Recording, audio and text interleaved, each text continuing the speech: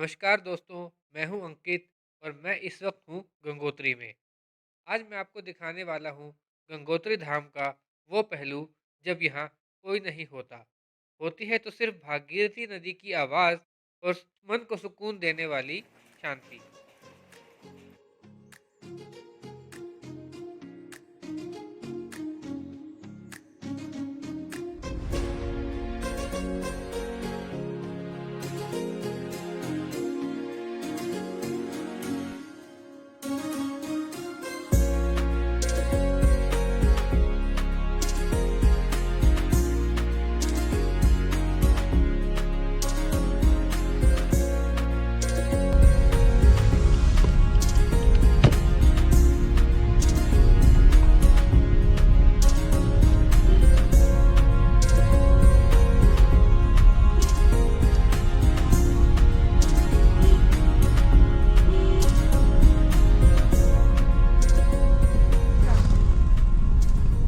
अभी हम सुखी टॉप से नीचे उतर रहे हैं हर्षिल वैली के लिए।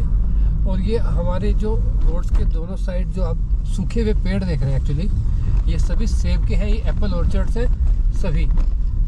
और विंटर्स में सारी पत्तियां मतलब झड़ चुकी हैं और सिर्फ ये नंगे पेड़ खड़े रह गए हैं। सेब का सीज़न तो आई थिंक अगस्त सितंबर में सेब उतर जाते हैं इनसे, और उसके बाद से लीफ शेडिंग चालू हो जाती है। एंड एंटायर विंटर्स ये ऐसे रहेंगे, तो फिर से they will start blooming once.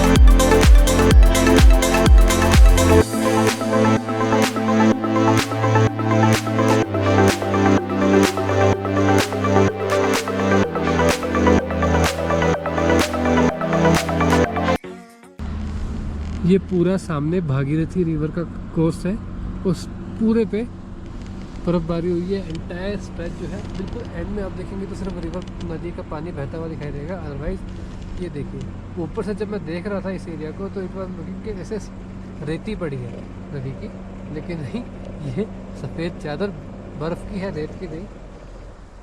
और हर्षिल वाले स्ट्रेच पे रोड कंडीशन भी इतनी अच्छी नहीं है क्योंकि स्नो बहुत ज़्यादा है, तो सारे रास्ते पे पानी है, कीचड़ जैसा है, क्योंकि इट्स मेल्टिंग नाउ।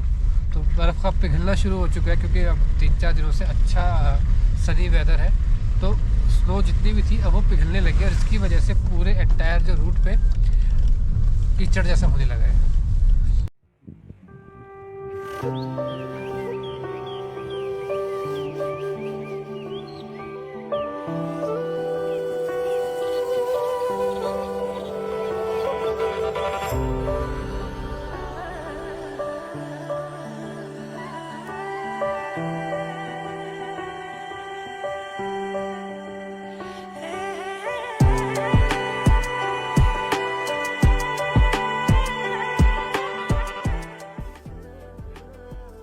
हर्षिल से आगे चलने पे आता है धराली।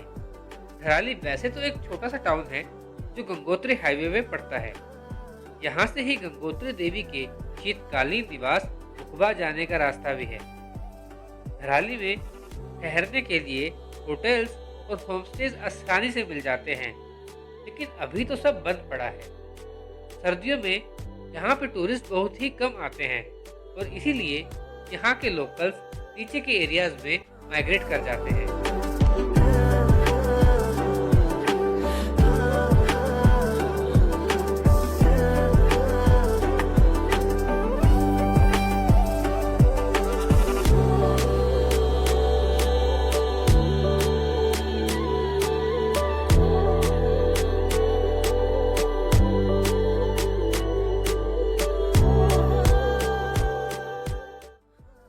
जाद गंगा और भागीरथी के संगम पे बसा है भैरव घाटी। भैरव घाटी से गंगोत्री की दूरी सिर्फ 10 किलोमीटर की है और यहाँ से ही फेमस पर्यटक स्थल करतांग गली जाने का रास्ता भी है। जात गंगा नदी की संकरी घाटियाँ जो एक तरफ तो मन को रोमांचित करती हैं, वहीं दूसरी ओर उसकी गहराइयाँ मन को आशंकित और आतंकित भी करती हैं।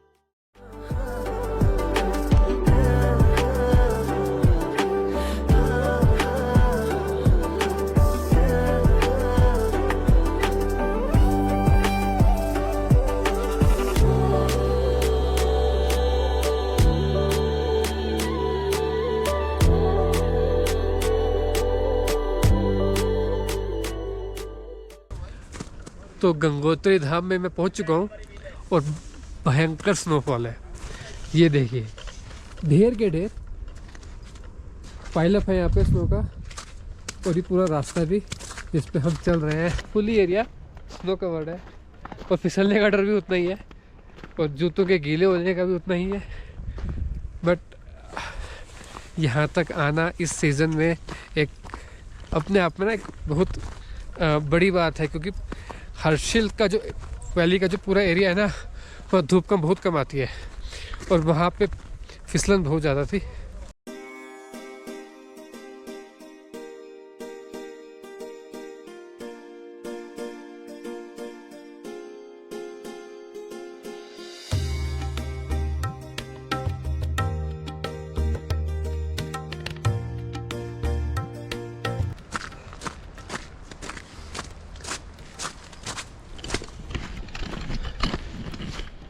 मैं गंगोत्री लास्ट टाइम आया था अक्टूबर में 2020 की बात है। ये एरिया तब पार्किंग की तरह सर्व कर रहा था। बेसिकली एक पार्किंग, बड़ी पार्किंग बाहर थी और एक ये था। आज देखिए बर्फ़ से ढका हुआ है, बिल्कुल सुनसान सन्नाटा, कोई नहीं है यहाँ पे। और वहाँ जो ये है गाड़ी से आगे, इधर से अगर आपको गोमुख जाना है तो यहाँ से उसके लिए जो पास बनता है, जो गोमुख जाने के लिए आपको परमिशन लेनी पड़ती है, वो उधर से मिलती है। इसके बिना परमिशन के आप गोमुख नहीं जा सकते हैं। तो अगर आप कभी भी जब आते हैं इन समर्स, जब गोमुख जाना अलाउ होता है, तो आपको यहाँ से परमिशन लेनी पड़ती है। और ये पूरा दिन नहीं ओपन होता है। ये जो ऑफिस है ये अर्ली मॉर्निंग में 10 बजे तक ही ओपन होता है, आफ्टर डैट ये बंद रहता है। तो आपको इस तरीके से भी ध्यान रखना है कि आपको आते ही अपनी परमिशन ले लेनी है जब आप गंगोत्री पहुँच जाते हैं। तो यहाँ पे एक बोर्ड लगा हुआ है जो कि गोमुख तक का जो आप ट्रैक का अगर करना चाहते हैं तो उसके डिस्टेंस दी हुई है। जो टोटल जो गोमुख है गंगोत्री से वो है 18 किलोमीटर्स। जब हम गंगोत्री से निकलते हैं तो सबसे वाला पहले जो पड़ाव होता है वो होता है चीड़वासा, जो कि यहाँ से 9 किलोमीटर है। उसके बाद भोजवास 14 किलोमीटर पे, और उसके आगे 4 किलोमीटर और आगे चल के गोमुख। जब चार धाम यात्रा स्टार्ट होती है तब ये एंटायर एरिया जो है दुकानें खुली रहती हैं। आज सबकी शटर डाउन है देखिए, क्योंकि कोई आता नहीं है और ये लोग सब नीचे माइग्रेट कर जाते हैं। ये सभी आश्रम्स हैं, छोटे छोटे लॉजेस हैं, गेस्ट हाउसेस हैं, कुछ होटल्स हैं, लेकिन सब पे ताला लगा है क्योंकि आने वाला फ़िलहाल कोई है नहीं यहाँ। बीच में थोड़ा सा रुकता हूँ। ये जो एरिया है, देखिए इधर से गंगा रिवर, भागीरथी रिवर जा रही है, तो बहती हुई आगे जाके एक बहुत ही बड़ी चट्टान से ये गिरती है जिसको हम सूर्य कुंड भी कहते हैं। यहाँ से विजिबल नहीं है। आई विल ट्राई कि हम कहीं और से सूर्य कुंड को देख पाएँ। लेकिन जो मैं कह रहा था कि अभी यहाँ कोई नहीं है, सन्नाटा पसरा हुआ है। हाँ, कुछ लोग आए हुए हैं, 15-20 लोग, 50-60 लोग, सॉरी, कुछ 50-60 लोग आए हुए हैं कावड़ लेने के लिए हरियाणा से, दिल्ली से। और उन्हें कावड़ लेके जाना है यहाँ से, जो कि 18 फरवरी की है शिवरात्रि।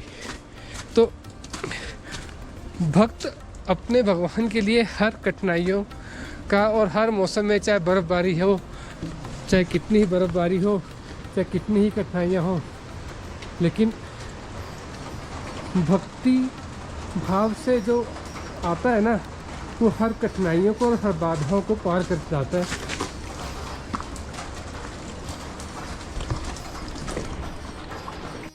नीचे बहुत ज़्यादा बर्फ़ गिरी हुई है, तो हम एक्चुअली सूर्य कुंड तक तो नहीं जा पाएंगे।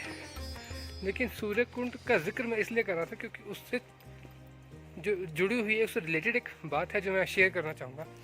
जो सूर्य कुंड है वो एक बहुत बड़े सफ़ेद चट्टान से, जो गंगा नदी है, जो भागीरथी रिवर है, वो नीचे गिरती है। और ऐसा कहते हैं कि वहाँ नीचे शिवलिंग है। तो जो गंगा का जो प्रपात है, जब वो वाटरफॉल की तरीके से जो वो चट्टान से गिर रहा है रिवर के फ्लो के बीच में, तो वो शिवलिंग के पे गिर रहा है। और सूर्य कुंड तक जो भागीरथी रिवर है उसे देव गंगा कहते हैं। देव गंगा इसलिए कहते हैं कि वो देवताओं की नदी है, तब तक उसको देवताओं का अधिकार है, या देवता उसकी पूजा अर्चना करते हैं या स्नान आदि करते हैं। सूर्य कुंड के बाद से वो हम जैसे जो मानव है, इंसान है, हम जैसे मनुष्य हैं, वो मनुष्यों की गंगा बन जाती है। तो सूर्य कुंड बेसिकली एक मार्किंग है कि अप टिल सूर्य कुंड तक जो रिवर है वो देवगंगा है, और सूर्य कुंड के बाद से जो देवगंगा एंड होती है और मनुष्य गंगा स्टार्ट होती है। और जिस स्वरूप में भी वो हम मनुष्यों को कृतार्थ करती हुई आगे बढ़ती है। ये देखिए ऊपर से पानी टपक रहा है, बर्फ़ जो छत पे पड़ी होगी वो पिघल रही है धूप से, और जो यहाँ गिर रहा है तो यहाँ पे आके, क्योंकि नीचे धूप नहीं है तो यहाँ पे आके जम जा रहा है। जैसे फ्रिज में हमारे यहाँ आइस जम जाती है, बिल्कुल वही फॉर्मेशन है। देखिए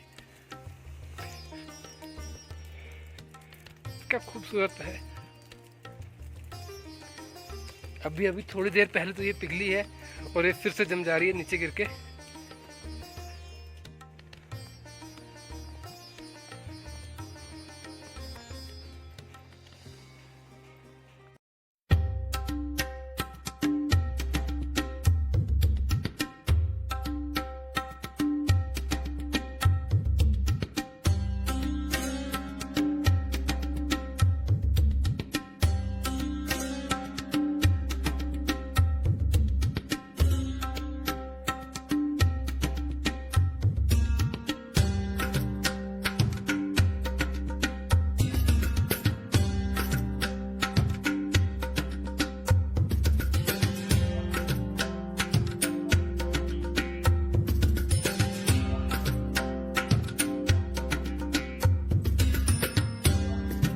तो मैं इस वक्त हूँ गंगोत्री धाम में, उस पावन क्षेत्र में जहाँ कभी भागीरथी तपस्या कर माँ गंगा का आह्वान किया और उन्हें अपने साथ चलने पे मना लिया। कुल एंड में सुदर्शन पर्वत है। ये ही एक पीक है जो गंगोत्री एरियाज़ की, जो गोमुख एरिया की, सॉरी, जो गंगोत्री से दिखाई देती है।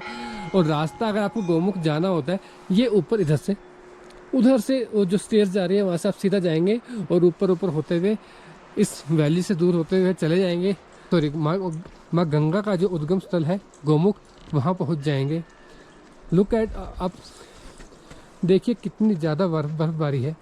आज फरवरी का जो ये महीना है, जहाँ अभी मैदानी क्षेत्रों में, आई थिंक दिल्ली या उसके आसपास के एरिया में टेम्परेचर अब बढ़ने लगा है, लेकिन गंगोत्री अभी भी जमा हुआ है। And if you can see, I don't know, इधर देखिए क्लाउड्स में रेनबो बन गया है, बहुत ही खूबसूरत। एक हमने जैसे रेनबो देखा है कि वो एक उस तरीके से होता है कि एक धनुष के आकार में, इसलिए उसको हिंदी में इंद्रधनुष कहता है। लेकिन यहाँ देखिए इन चलते फिरते बादलों में आप इंद्रधनुषी रंगों को देख सकते हैं, बहुत ही खूबसूरत। मैंने जैसे पहले मैं कह रहा था कि प्रकृति कभी भी एक जैसी नहीं रहती, वो हमेशा हमें हर बार कुछ ना कुछ नया दिखा देती है। तो मैं बहुत ही शुक्रगुजार हूँ इस प्रकृति का और माँ गंगा का कि इस टाइम उन्होंने मुझे यहाँ पहुँचने का, यहाँ आने का मुझे सौभाग्य प्राप्त हुआ। और ब्यूटीफुली, आपने आसमान में उड़ता हुआ इंद्रधनुष नहीं देखा होगा, ये देखिए आसमान में उड़ता हुआ इंद्रधनुष।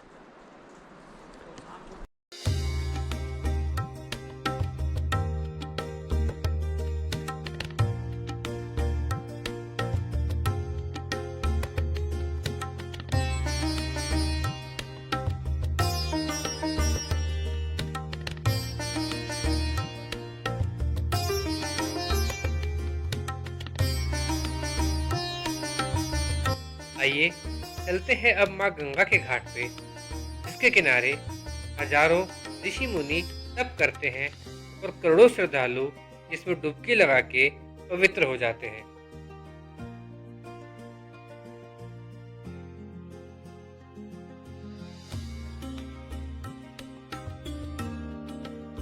पतित पावनी माँ गंगा की अविरल धारा मन में सकारात्मक ऊर्जा को जन्म देती है और शीतलता से भर देती है।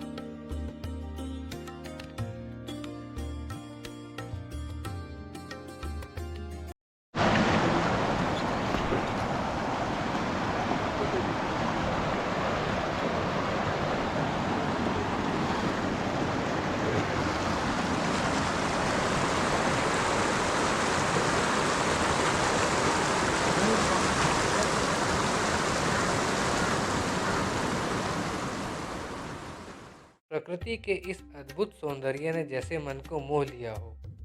ऐसा लगा कि वहाँ ही बस जाऊं, लेकिन लौटना तो था। माँ गंगा बार बार अपने उद्गम स्थल पर मुझे बुलाती रहे और मैं जाता रहूं, इसी विचार के साथ, हर हर गंगे, हर हर गंगे, हर हर गंगे।